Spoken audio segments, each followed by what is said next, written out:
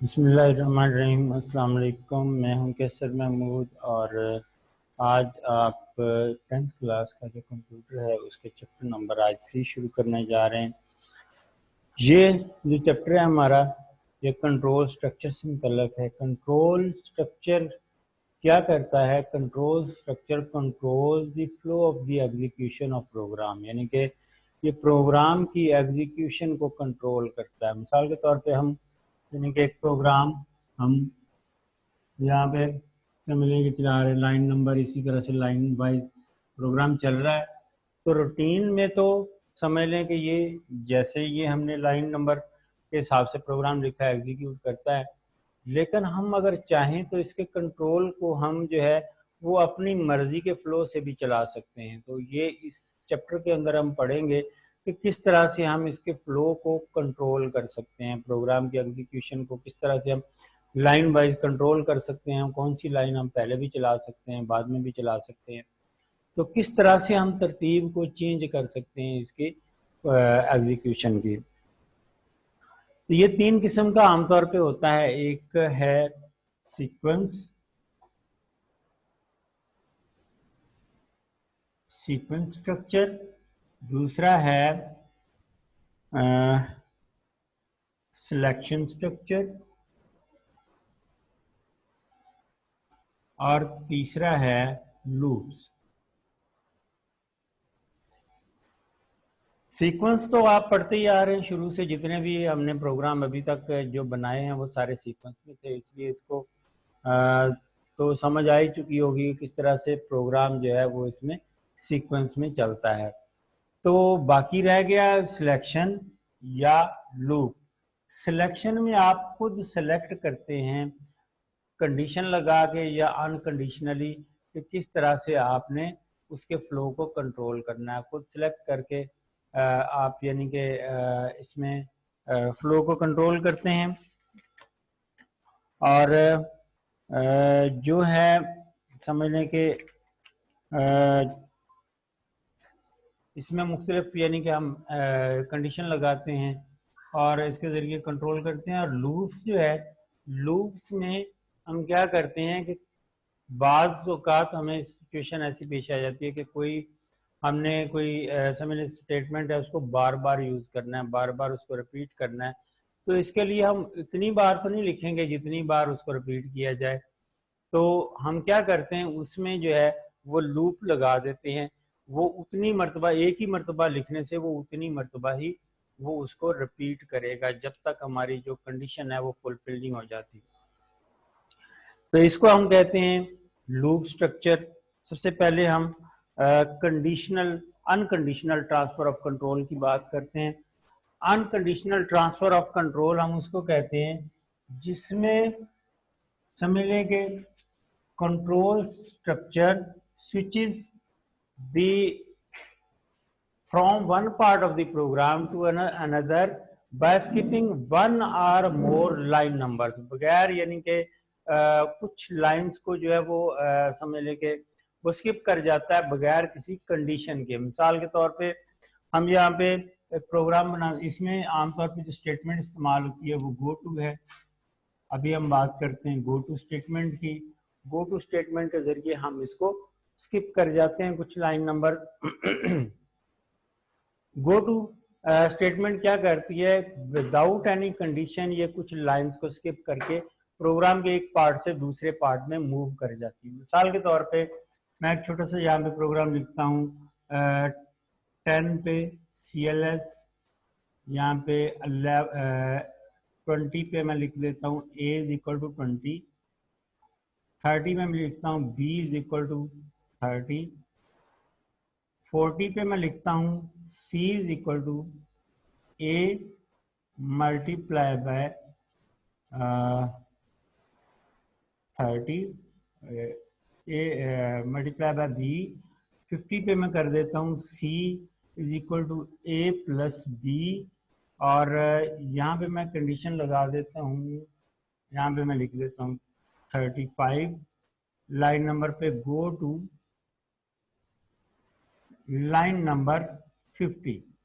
अब यहाँ पे मैंने लिख दिया है गो टू लाइन नंबर 50 35 पे।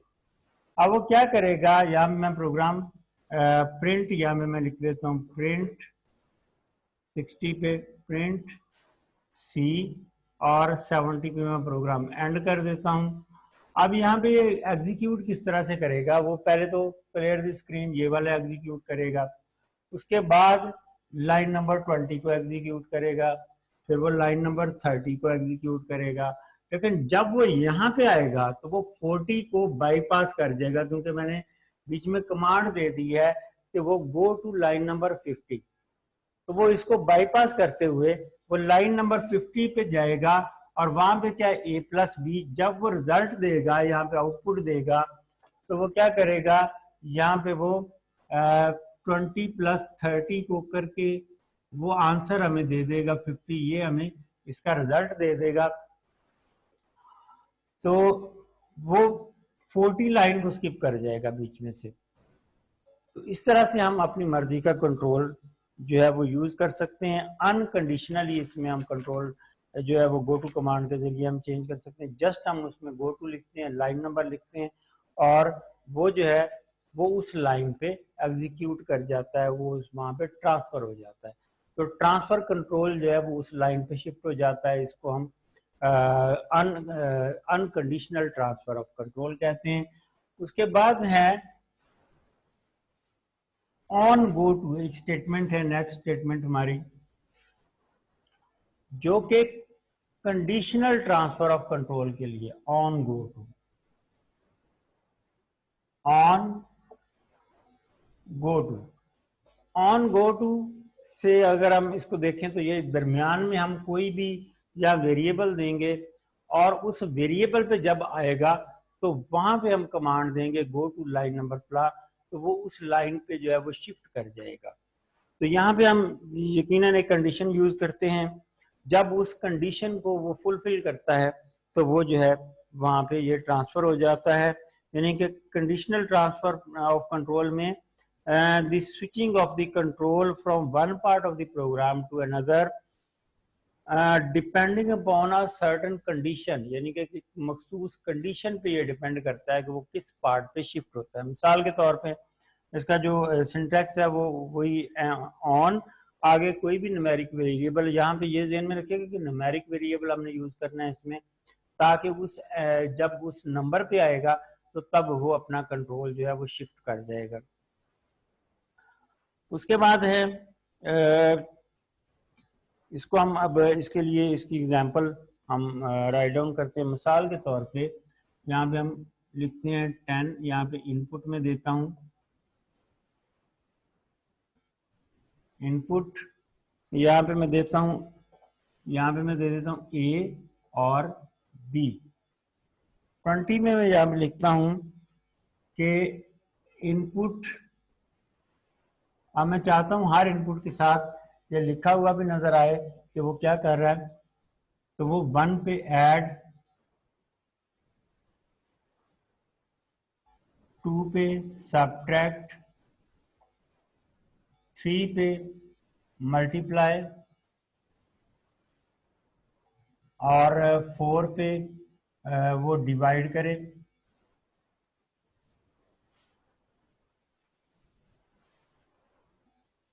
तो उसके बाद मैं कहता हूँ कि ये लिखा हुआ साथ नजर आए, और वेरिएबल का नाम मैंने रख दिया एल, यानी कि ये इसके बाद मल्टीप्लाई एंड सब्ट्रैक्ट, यानी कि इसको मैं थोड़ा सा शॉर्ट कर लेता हूँ, या इसको मैं इधर ले आता हूँ थोड़ा सा ताकि आप लोगों को सही नजर आए। 20 पे यहाँ पे 20 इनपुट,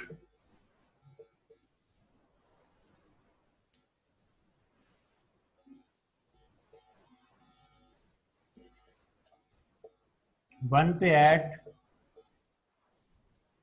2 पे सब्ट्रैक्ट, 3 पे मल्टीप्लाई, 4 पे डिवाइड, इन्वर्टेड कॉमास यहाँ पे मैंने क्लोज कर दिए। ये जो चीज हम इसमें इन्वर्टेड कॉमास में लिख के यहाँ पे लिखेंगे, यानी कि डबल कोटेशन मार्क के अंदर हम लिखेंगे वो हमें इसमें लिखा हुआ नजर आएगा। यहाँ पे मैंने इसको वेरिएबल का नाम दे दिया 1, यानी कि जब हम 1 लिखेंगे इनपुट में तो वो ऐड करेगा, 2 लिखेंगे तो वो सब्ट्रैक्ट करेगा, 3 पे मल्टीप्लाई एंड 4 पे वो डिवाइड करेगा। अब यहाँ पे आते हैं 30 नंबर पे। यहाँ पे मैं फार्मूला लगाता हूँ, यहाँ पे मैं लिख देता हूँ ऑन n, जब वो n पे आए तो गो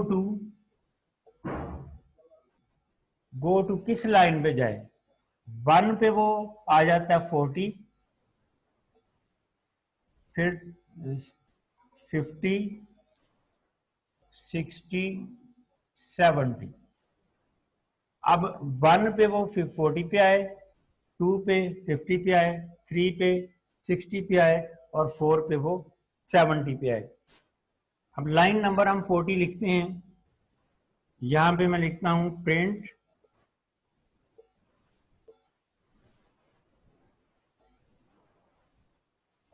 a प्लस बी,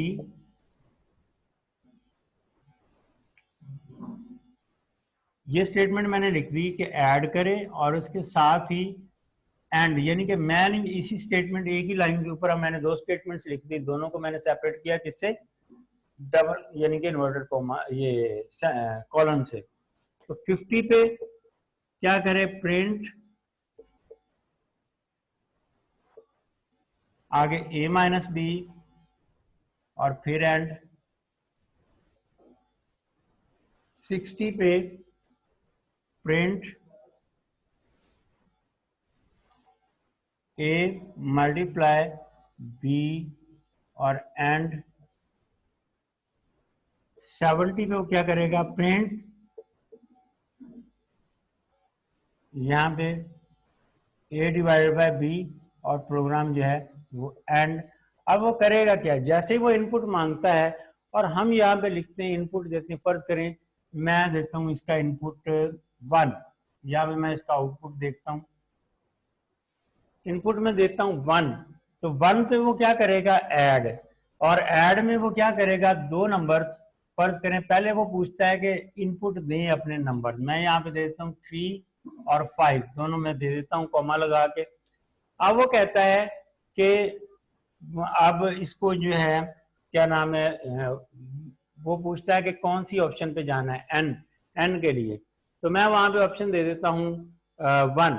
तो 1 पे वो क्या करेगा, वो 1 पे जब आएगा तो उसमें क्या है, a प्लस बी, यानी कि 3 प्लस 5 वो करके 8 मुझे आंसर दे देगा और साथ ही प्रोग्राम एंड हो जाएगा, क्योंकि आगे मैंने जो है वो स्टेटमेंट लगा दी है एंड, यानी कि वो प्रोग्राम वहीं पे उसकी एग्जीक्यूशन को जो है वो खत्म कर दे और उसी जगह पे वो प्रोग्राम को एंड कर दे। तो क्योंकि मैंने इसमें कंडीशन लगा दी इसलिए वो आगे जो है वो एग्जीक्यूट नहीं करेगा। ये लाइन नंबर जो है 50, 60, 70 इनको वो एग्जीक्यूट नहीं करेगा, क्योंकि इसमें मैंने कंडीशन ही ये लगाई है कि वो जो है वो इसके बाद जो है वो खत्म हो जाए, यानी कि एग्जीक्यूशन खत्म कर दे।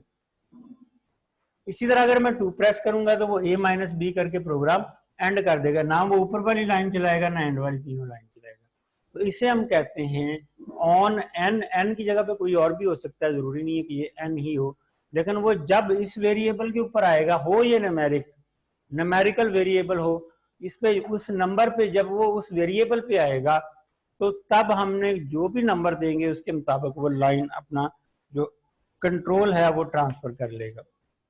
तो ये थी students on go to statement. इसके अलावा यहां पे एक और स्टेटमेंट है on error go to.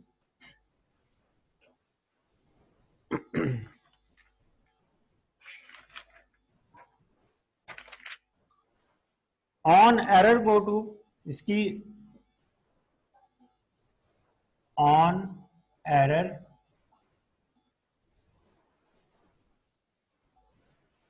Go to,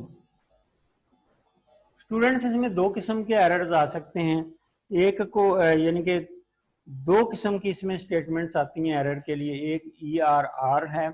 ERR क्या है, when an error occurs it's code is assigned on a special variable called ERR. ERR के तहत उनका जो उसको कोड एक असाइन हो जाता है, वो ERR के सामने जो है वो कोड नंबर शो करता है कि इसमें ये एरर है। इस तरह ERL जो होता है ये इसमें वो लाइन नंबर शो करता है कि वो बेसिकली जो आपका एरर आ रहा है वो किस लाइन के ऊपर है। तो इसकी हम एक एग्जांपल देखते हैं। मिसाल के तौर पे यहां से मैं प्रोग्राम शुरू करता हूं। On error go to line number 70। 20 पे मैंने इनपुट लिख दी,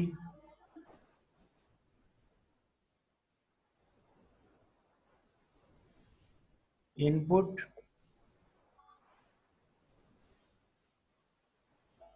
एंटर द फर्स्ट नंबर, यहां पे मैं लिखता हूं इन्वर्टेड कॉमास में enter the first number,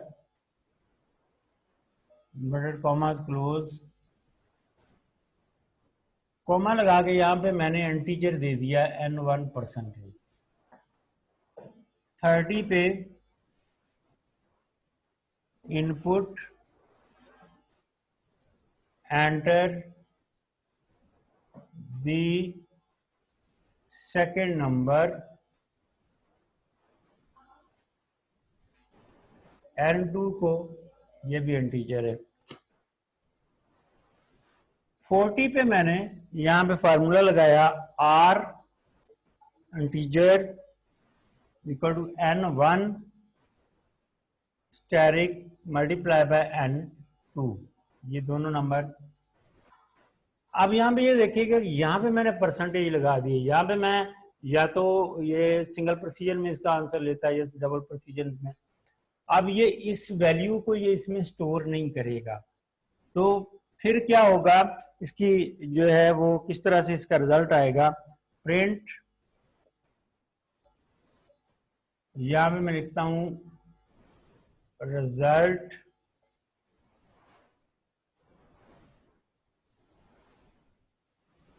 equal to, यहाँ पे सेमी कॉलन R परसेंटेज, 60 पे मैंने लिखा प्रोग्राम एंड। अब यहाँ पे क्योंकि मैंने यहाँ पे कंट्रोल ट्रांसफर किया था 70 पे, अगर तो वो रिजल्ट दे देता है तो यहाँ पे प्रोग्राम एंड हो जाएगा, वो 70 तक ट्रांसफर नहीं होगा। और अगर वो रिजल्ट नहीं देता, यानी कि बीच में कोई एरर है, जैसे कि मैंने आपको यहाँ पे शो करवाया कि R में ये वैल्यू स्टोर नहीं करेगा, क्योंकि R के साथ हमने इंटीजर साइन लगा दिया है। तो अभी वो क्या करेगा, यहाँ पे 70 पे प्रिंट, यहाँ पे मैं लिख देता हूँ error code is equal to, यहाँ पे सेमी कॉलन लगा के ERR जो इसका वेरिएबल है। 80 में मैं लिखता हूँ प्रिंट, यहाँ पे एरर लाइन नंबर लिखता हूँ, इसका वेरिएबल है ERL, और उसके बाद ये प्रोग्राम को एंड कर दे। यानी कि अगर तो एरर है तो वो इन तीनों को एग्जीक्यूट करे, बाकियों को वो एग्जीक्यूट ना करे। यानी कि अगर उसमें एरर आ गया तो वो इन तीनों को यहाँ पे एग्जीक्यूट करेगा। और अगर जो है वो ये एरर नहीं आता तो वो फिर जो है वो क्या करेगा, वो बेसिकली यहीं पे प्रोग्राम को एंड कर देगा। अब यहाँ पे अगर एरर है तो वो क्या शो करेगा, यहाँ पे जब वो एग्जीक्यूट करेगा, यहाँ से थोड़ा सा मैं रेज कर देता हूँ,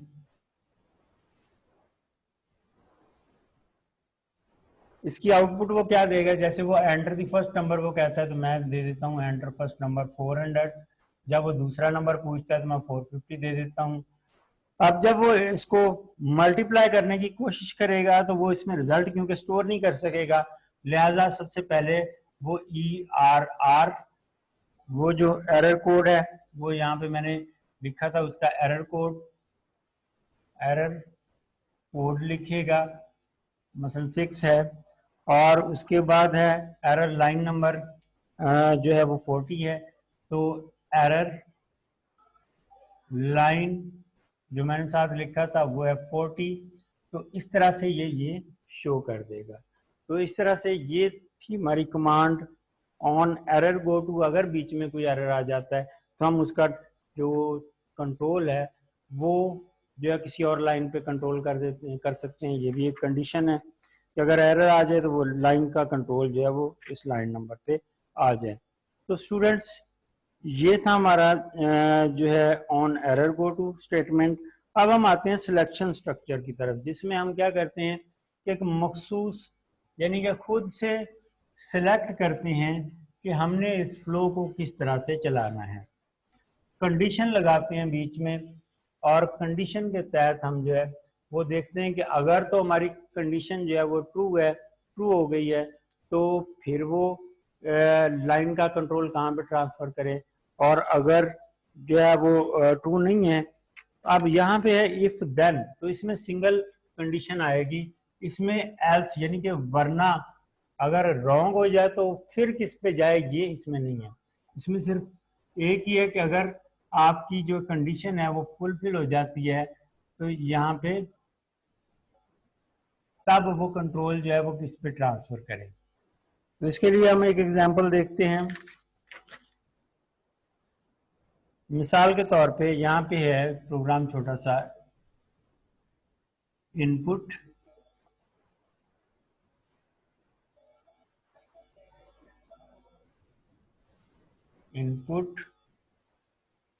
किलोमीटर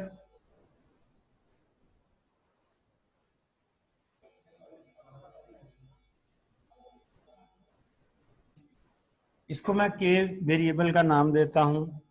उसके बाद है यहाँ पे मैं कंडीशन लगाता हूं इफ के जो है less than or equal to 5, अगर ये 5 से कम या इक्वल है, देन प्रिंट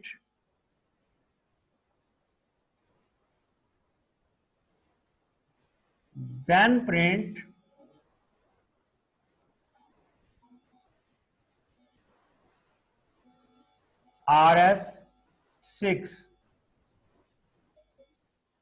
और 6 प्रिंट करके एंड कर दे प्रोग्राम। यहाँ पे मैंने एंड स्टेटमेंट इसी के साथ कॉलन लगा के इसी लाइन पे लगा दी। लेकिन अगर वो कंडीशन फुलफिल नहीं होती तो फिर क्या होगा, फिर वो आगे वाली लाइंस को वो जो है वो एग्जीक्यूट करेगा। चार्ज क्या है, बेसिकली मैंने यहां पे लगा दिया charge 6 plus K-5 steric 0.75 factorial. 40 पे प्रिंट चार्ज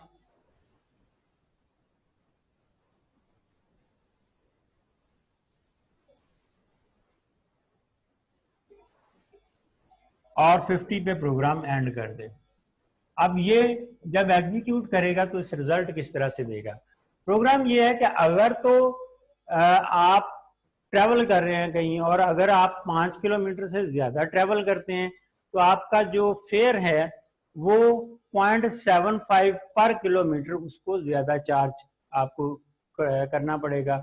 और अगर आप 5 किलोमीटर तक ही उसी रेंज में रहते हैं तो फिर क्या होगा, फिर वो 6 रुपीज प्रिंट करके तो वो प्रोग्राम एंड कर देगा। यानी फर्ज करें मैं यहाँ पे जब वो इनपुट पूछता है के आप दें, तो के की वैल्यू मैं दे देता हूँ 5, फर्ज करें मैं 5 दे देता हूँ, तो वो क्या करेगा, वो यहां से कंपेयर करेगा इफ कंडीशन के साथ। इफ कंडीशन में के इज लेस देन और इक्वल टू 5, तो के जो है वो लेस देन है या इक्वल टू 5 है, तो 5 के इक्वल तो आ गया। अब वो क्या करेगा, देखता है कि 5 के इक्वल आ गया है, अब वो इसी को प्रिंट करके RS6 आंसर दे देगा और प्रोग्राम एंड कर देगा।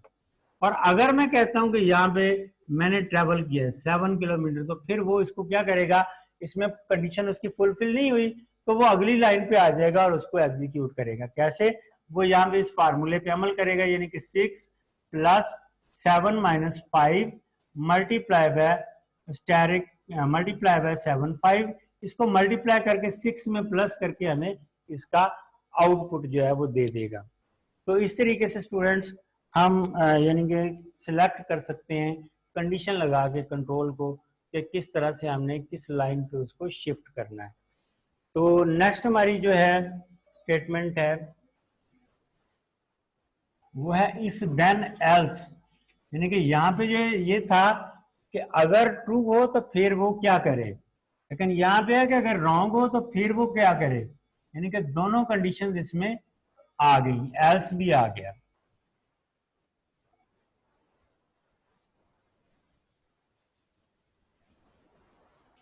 अब इसके लिए हम एक प्रोग्राम लिखते हैं, इनपुट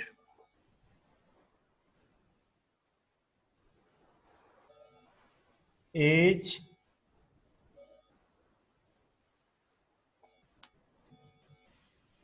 ए 20 पे है, इफ कंडीशन लगाते हैं A is greater than or equal to 17 then 30 else 50। Condition लगा दी कि अगर वो एज जो है वो 17 है, मिसाल के तौर पे किसी ने जॉब के लिए अप्लाई करना है और उसके लिए एज जो है मिनिमम एज जो है वो 17 है, तो इसमें कंडीशन लगा दी कि अगर तो उसकी एज मिनिमम 17 है तो वो लाइन नंबर 30 पे उसको कंट्रोल को ट्रांसफर कर दे, वरना फिर उसको 50 लाइन पे चला जाए। अब ये क्या करेगा, 30 पे क्या है, print candidate is eligible, print candidate is eligible.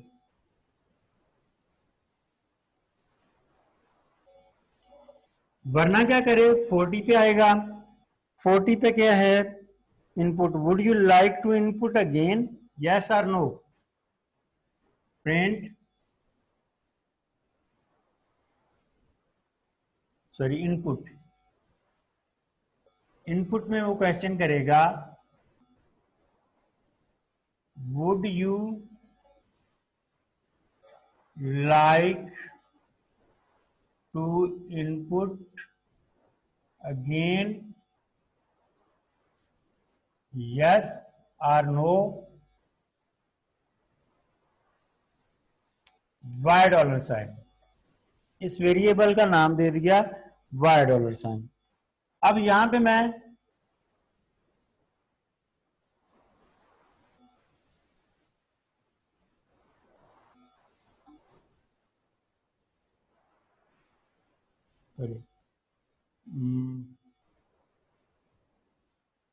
इसमें मैं लाइन नंबर आगे 40, इसको मैं लाइन नंबर दे देता हूं 60, और 40 लाइन नंबर पे मैं कमांड लगा देता हूं गो टू 60, 50 लाइन नंबर पे print candidate is not eligible, 70 पे वो आएगा if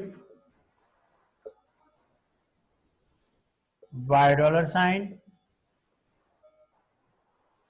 is equal to Y then 10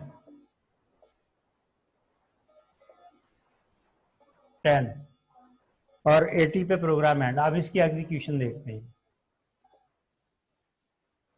पहले मैंने लिखा एज इनपुट ए, और आगे 20 पे मैंने लिखा if A is greater than और equal to 17 then go to 30 else 50। अगर तो 17 है तो वो कहां पे जाएगा, 30 पे आएगा, और 30 पे आके वो करेगा कैंडिडेट इज एलिजिबल। 30 के बाद वो 40 पे आएगा और वहां पे आ जाएगा गो टू 60। 60 पे क्या करेगा, अब वो दोबारा पूछेगा कि आप जो है वो इनपुट दोबारा करना चाहते हैं, इसके लिए वाई डॉलर साइन है। अगर चाहते हैं तो आप वाई लिखेंगे, वरना आप एन लिख देंगे, एल लिख देंगे तो प्रोग्राम एंड हो जाएगा। और अगर आप वाई लिखते हैं तो फिर क्या होगा, वो लाइन नंबर यहाँ पे यानी कि 40 के बाद वो 50 पे आएगा और यहाँ पे वो देखेगा कैंडिडेट इज नॉट एलिजिबल, यानी कि अगर वो 17 से कम है एज तो वो 50 पे आ जाएगा और यहाँ पे आ जाएगा कैंडिडेट इज नॉट एलिजिबल। जब कैंडिडेट एलिजिबल नहीं होगा फिर 60 पे जाएगा और वहां से पूछेगा कि आप दोबारा इनपुट करना चाहते हैं। अगर आप यस लिखते हैं तो फिर वो डायरेक्ट आपको लाइन नंबर 10 पे ले जाएगा, 70 नंबर लाइन को वो एग्जीक्यूट करेगा और यहाँ पे कंडीशन लगाएगा। अगर हमारा आंसर यस में है, वाई डॉलर साइन में है, तो फिर वो लाइन नंबर 10 पे ले जाएगा और 10 पे जाके वो क्या करेगा, सारा दोबारा शुरू कर, फिर उसको कंपेयर करेगा कि 17 से ज्यादा है या नहीं, और अगर आप नो कर देंगे तो वो 80 पे आ जाएगा और प्रोग्राम हमारा एंड हो जाएगा। तो ये थी हमारी condition if then else. Students, अब हम आते हैं इस चैप्टर का थर्ड जो समझ लें कि कंट्रोल स्ट्रक्चर है, जिसको हम कहते हैं लूप। लूप के बारे में मैंने आपको बताया था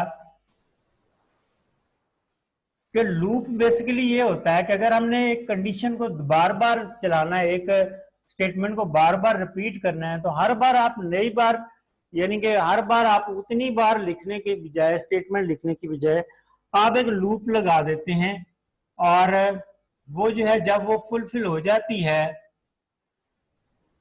तो वो खुद ही वो उसको यानी कि तब तक वो रिपीट करता रहता है जब तक हमारी कंडीशन जो है वो फुलफिल हो जाती है। फॉर नेक्स्ट लूप, इसकी हम एक एग्जांपल देखते हैं कि एक सीरीज प्रिंट करनी है जो है 2 4 8 10 एंड सो ऑन 100 तक।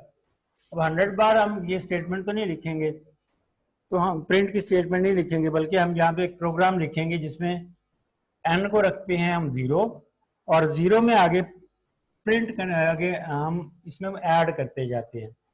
फॉर आई, ये वेरिएबल है, फॉर के बाद हम वेरिएबल लगाते हैं आई इज इक्वल टू 2 कहां तक, 100, 2 से शुरू हो और 100 तक, और हर एक में 2 स्टेप वो ले, यानी कि जो हमने यहाँ पे फार्मूला लगाया है वो 2 बार करे। 30 मसलन n हमने रखा है n+1, तो क्योंकि हमने 2 का गैप डाला है इसलिए 2 का गैप वो तभी डालेगा जब हम इस कंडीशन को 2 मरतबा चलाएंगे, यानी कि n+1 फिर n प्लस फिर 1, तो इसमें 2 मरतबा वो 1 1 ऐड करेगा, इसलिए हमने यहाँ पे यहीं पे लिख दिया स्टेप 2, यानी 2 स्टेप वो करे। 40 के बाद यहाँ पे एक स्टेप हमारा कंप्लीट हुआ तो नेक्स्ट आई, यानी कि दोबारा फिर वो इसी लूप को जो है वो दोबारा इसको चलाए। 50 पे आके प्रिंट यहाँ पे हम n करेंगे और यहाँ पे हम लिख देंगे साथ सम ऑफ द सीरीज,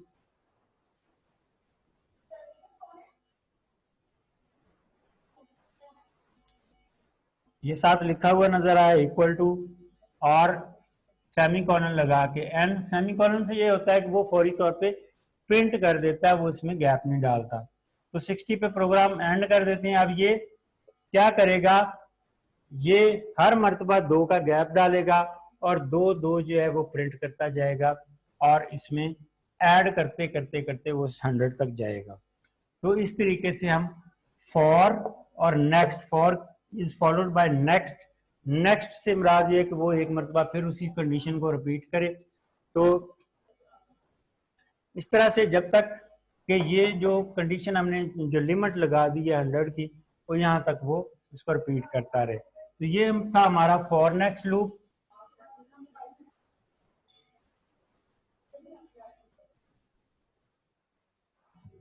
अब जो है, अब हम नेक्स्ट लूप जो है वाइल और व्हेन,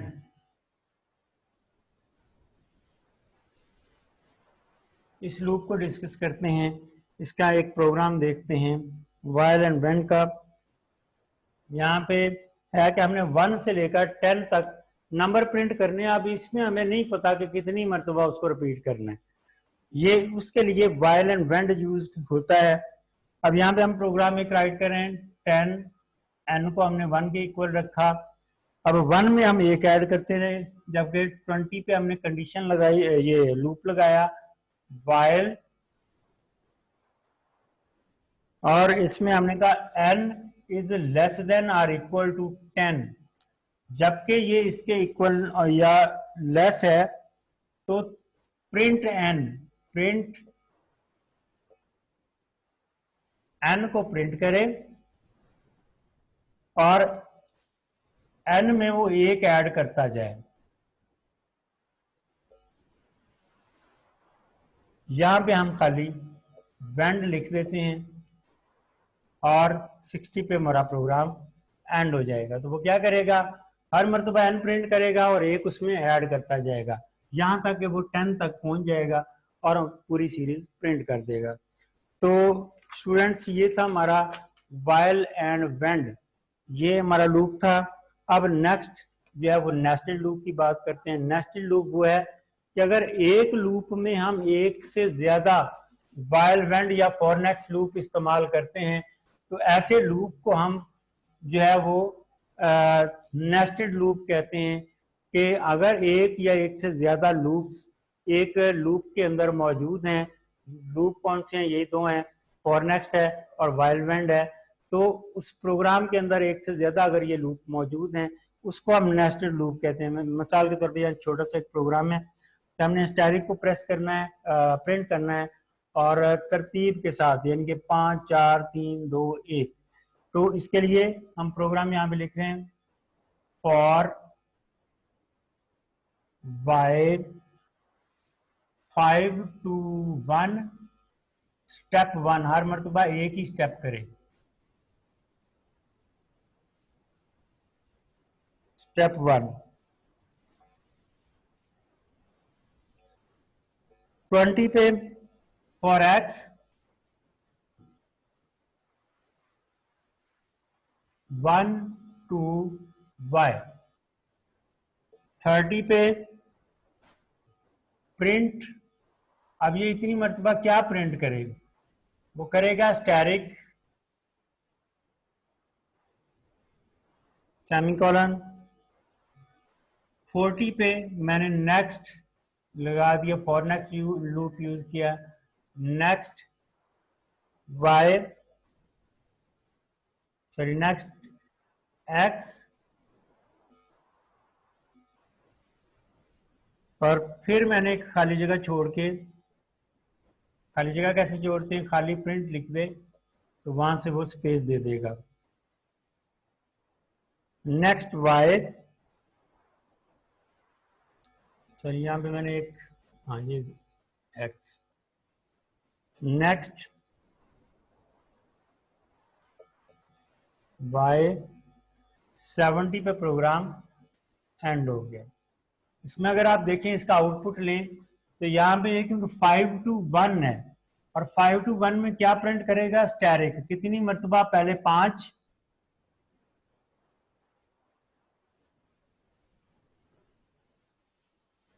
और फिर 5 और दरमियान में वो स्पेस डालेगा, क्योंकि हमने बीच में प्रिंट की कमांड दी है, प्रिंट में स्पेस है, प्रिंट स्पेस करेगा। और एक्स में यानी कि फिर वो एक्स चलाएगा, यानी कि अगला स्टेप पे आ जाएगा। यहाँ पे 4 है,